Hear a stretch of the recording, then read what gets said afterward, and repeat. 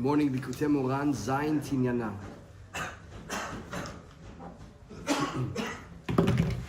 Good morning, Likutei Moharan, Tinyana.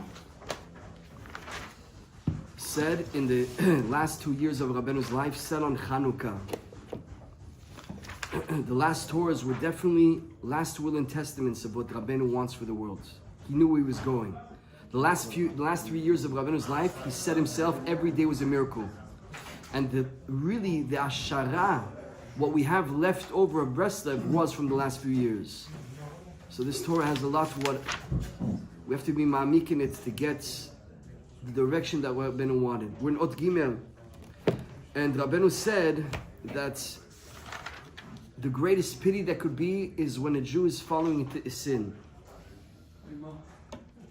We're very happy with our lives. We have Shabbat, we're eating kosher, we have tefillin, we come to a shiur, we feel fulfilled, we went to Uman, we give tzedakah, we did Rosh Hashanah, we did Yom Kippur, you're learning Torah, every second is a mitzvah, you give tzedakah, you marry your kids in holiness, your wife a woman goes to the mikveh, you're Gan Eden, it's Gan Eden.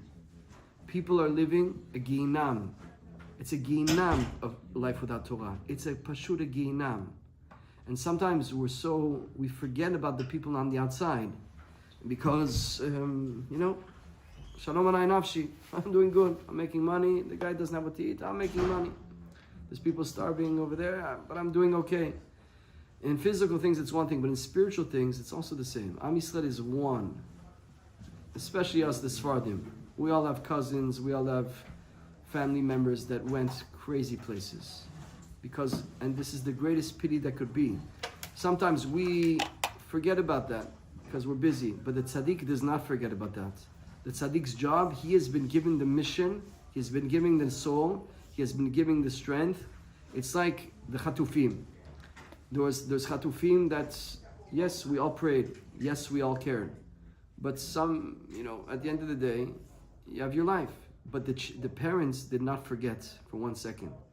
You didn't cry when you saw when they got united? Did you cry when you saw the parents reuniting? You cry, right? You see, finally, I imagine the longing of a parent for 2 years, but the tzaddik sees every Jew like that the same. The tzaddik is the father of every Jew, and for him, the suffering of averot and the sins and the averot and the pgam brit and all the shtiyot, all that is the same as somebody being captive by Hamas. And you should know that even though the tzaddik has a mission to be happy all day, because happy is success, the Breslevers were known to be, people said they were bipolar. I'm exaggerating. Because they're crying all night and dancing all day. At night, you see the tzaddikim, that they're sameach in the day, freilich, hakol tuv, because they know, yesh hakol yitapech letovah. Even from the tunnels of Hamas, hakol yitapech letovah. We're going to get back the land. There's going to come out good. There's no bad. So they know that even where the Jew fell, it's going to turn out good eventually. But in the middle of the night, they cry every night for Klal Yisrael. That is Tikkun Chatzot. You're crying for the Bet HaMikdash. You're crying for the Jew that is the Bet HaMikdash. The Jew is the Bet HaMikdash. The Jewish nation, as they are in their entirety, their spiritual level is the Bet HaMikdash. No holy nation, no Bet HaMikdash. That's what they're crying for. They're crying for the tzaddik emet feels he has been given. You've been given the power to bring the whole world back to tshuva. So you have the full pity on the nation. The tzaddik has a full pity on the status of the nation, for the Shekhinah, for the Klal. And his whole mission, every single second, a parent with a kid in Gaza, every second is thinking, how do you get him out? Every second, how do you get him out of the tunnel? The tzaddik is thinking every second how to get Am Yisrael out of this captivity of avirot. And everything he did was only for that, even though he knows that everything's min hashamayim. So he prays, but he can't force issues. But he puts the dat in. That's what it says here. And all these surim sheba'olam are nothing. All the suffering in the world, captivity and suffering and being in a cage, could there be worse than that? Could there be worse than what we just saw on these people for 2 years, miskinim? Could there be worse? I don't think there could be worse. There's not worse than that. All the suffering, that's nothing, says Rabbeinu, compared to a sin. It's nothing. It's nothing. And then Rabbeinu says something amazing. Vafiru, look in Od Gimel, first one. Vafiru sheyesh ladam yisrin. when a person is suffering. Im en baem avonot, if the suffering is not accompanied with sin, enam nichshavim misurim klal. This is not the definition of suffering. Ze bechinat en yisurin belo avon. There is no yisurin belo avon. Simple pshat what the Gemara says. If you see that you're suffering, if you see that things are not going good for you, do a cheshbon nefesh. It's midah keneged midah. Hashem loves you. Hashem wants your good. A parent wants good for the kid. The kid is fooling around. The kid is not acting respectful. The kid is mizazeh. You give a patch to the kid. A little, hey, what are you doing? Puff. You give a hit. I'm not condoning hitting kids today. You can't hit kids. But you know what I mean. You give a punishment. You're going to take a time out. You're going to sit in the corner. You're not going to get the candy. You're not going on the trip. Why? Think about what you did. The same thing for us. Hashem loves us, but then you want to punish the kid? You want to kiss the kid? You want him to have good? You want him to go on the trip? You want him to get the candy? Come on. You're my life. You're everything. Everything I have is for you.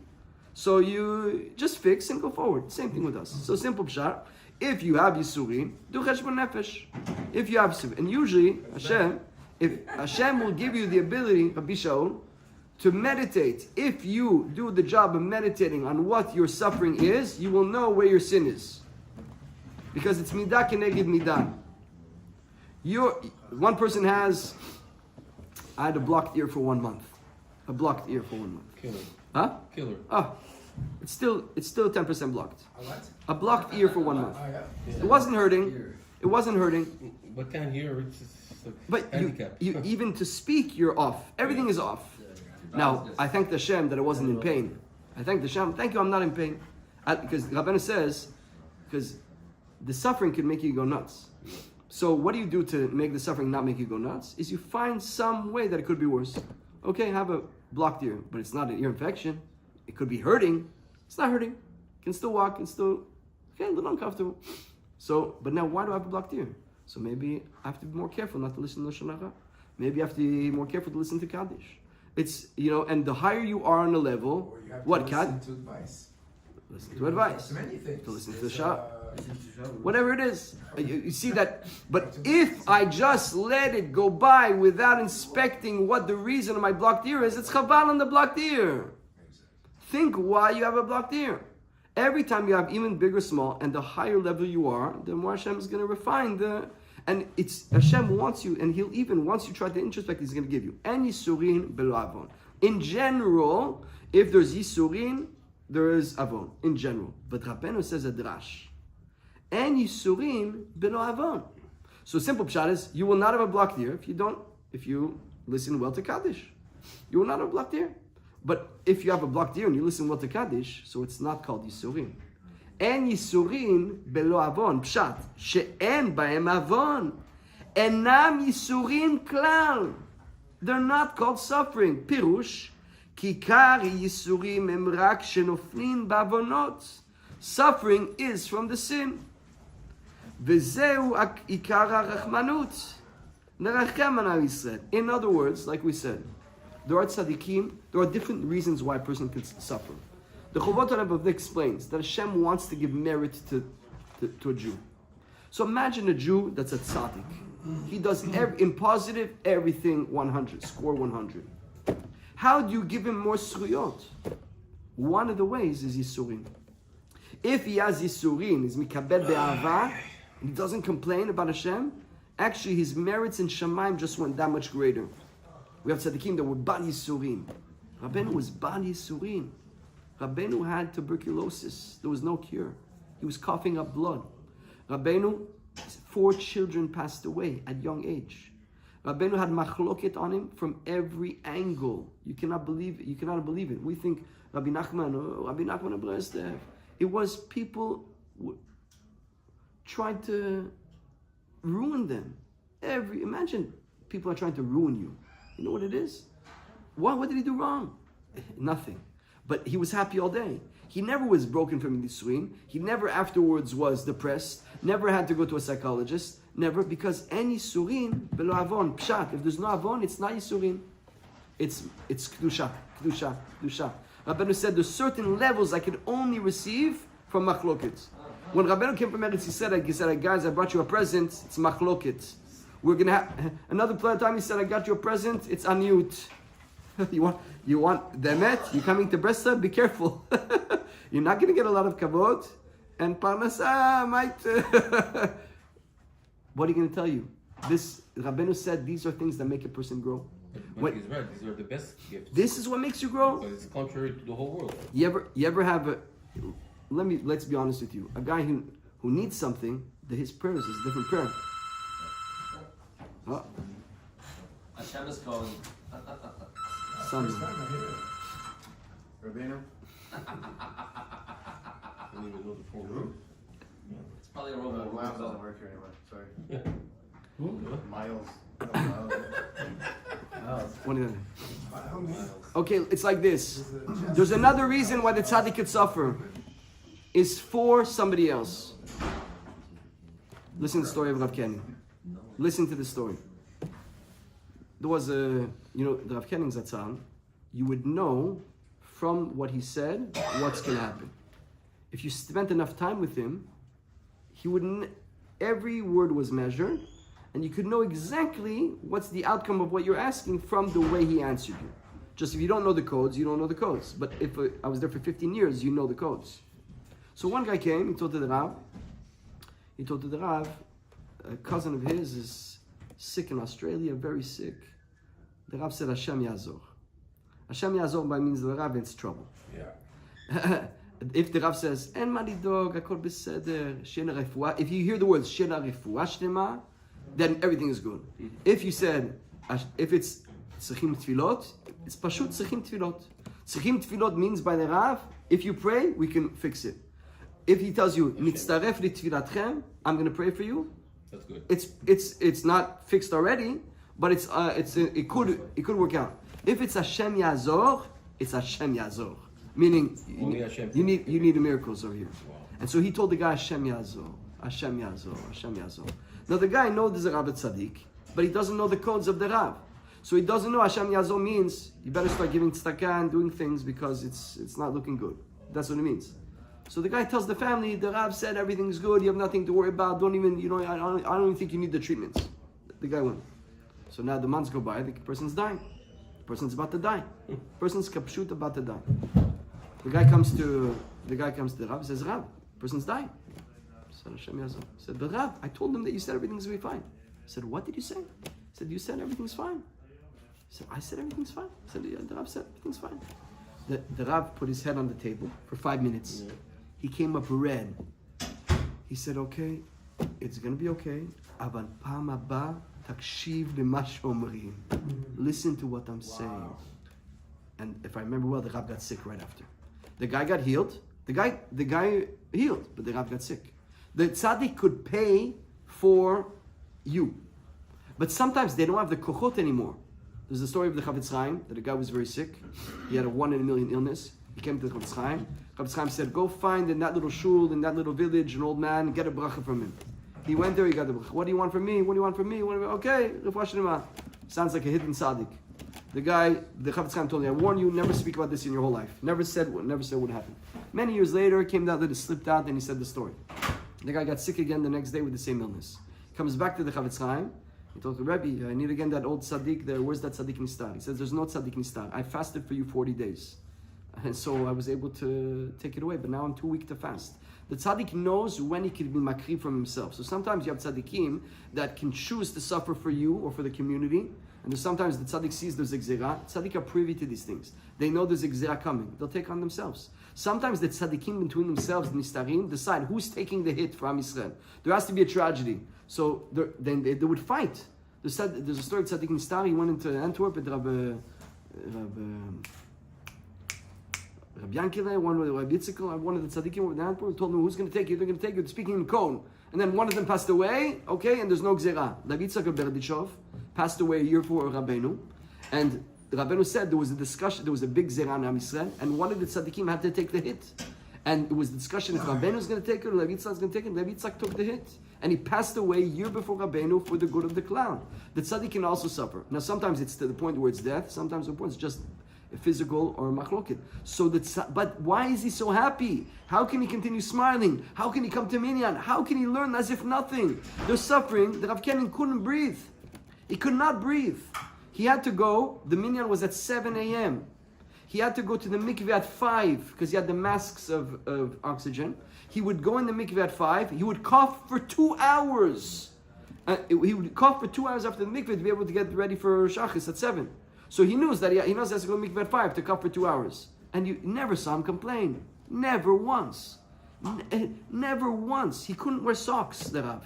He was burning of heat from the medicine they used to take. He was always in a state of heat. He would not wear socks. I never heard from him ever one sigh. The happiest person I ever saw in my life.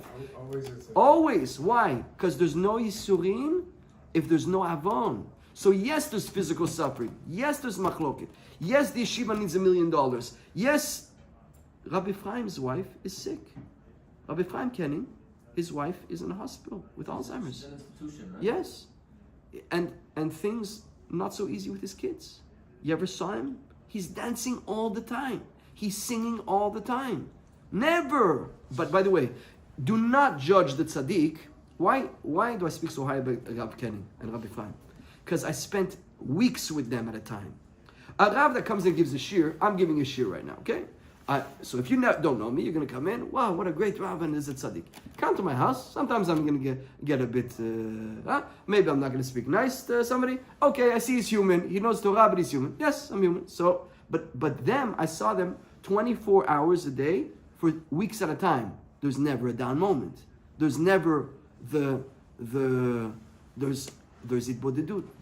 It's why? Why are the midot always there and there's not the atzvut and there's not the heaviness? Because there's no averot. There's no averot. And there's that.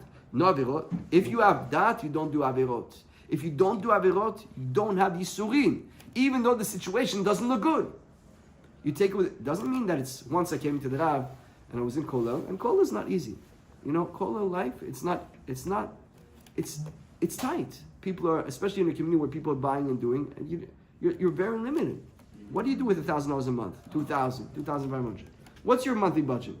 Nobody's here spending less than $15,000 a month. 10,000 a month? Mortgage and everything? No? Sorry, don't look at me. Your house is paid. Here the guy's in a rent. He's paying $2,500 for a rent. You know what I'm saying? He has kids in school, 6 kids. You have older kids. You know what I mean? I'm saying, and he's making 2,000. Is why he's making 1,000. Anyways, the parnasa was not easy. So I came to the Rabbi. He told me, "How's parnasa?"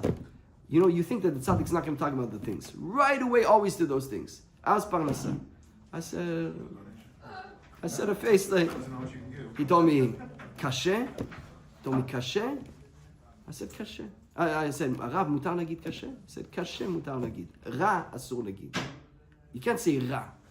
It doesn't mean that the tzaddik can't be kashe for it. Oh, you can't say that. It's Yeah, hard. it could be kashe, but it's not yisurin. It's not ra. You see what it is? En yisurin v'lo avon.